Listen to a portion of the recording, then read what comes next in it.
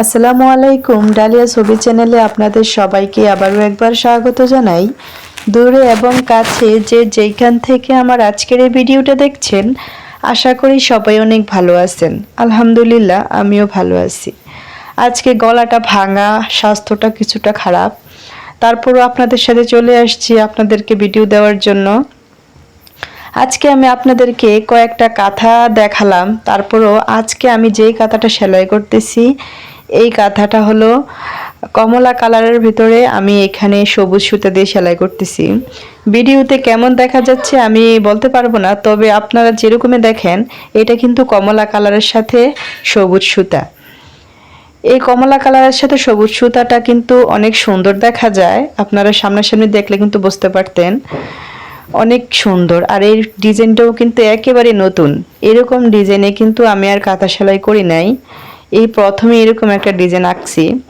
তবে বলতে পারেন অন্যান্য কাঁথা থেকে এই কাঁথার ডিজাইনটা একটু নর্মাল, একটু পাতলা করে ফুলটা আঁকা হয়েছে।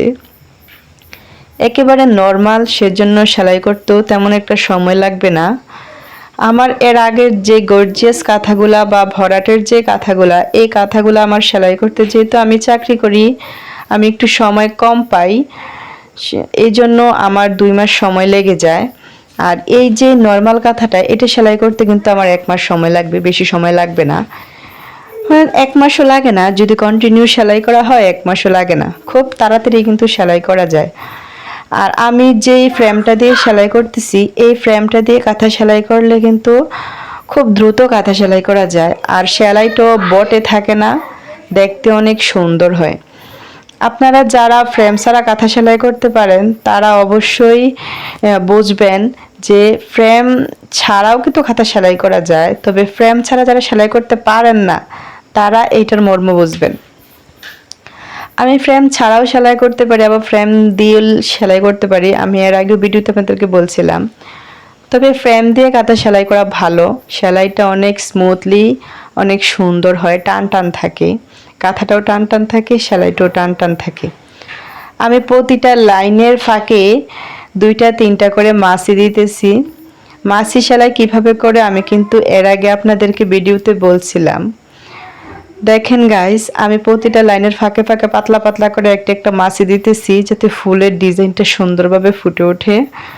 আর ডাইরেক্ট সেলাই করলে কিন্তু ততটা ভালো দেখা যায় না, সেজন্য আমি এটা বোঝানোর জন্য মাঝখানে মাঝখানে একটা একটা করে মাছি সেলাই করতেছি। তবে আমার কাঁথাগুলো আপনাদের কাছে কেমন লাগে অবশ্যই আমাকে কমেন্টে জানাবেন।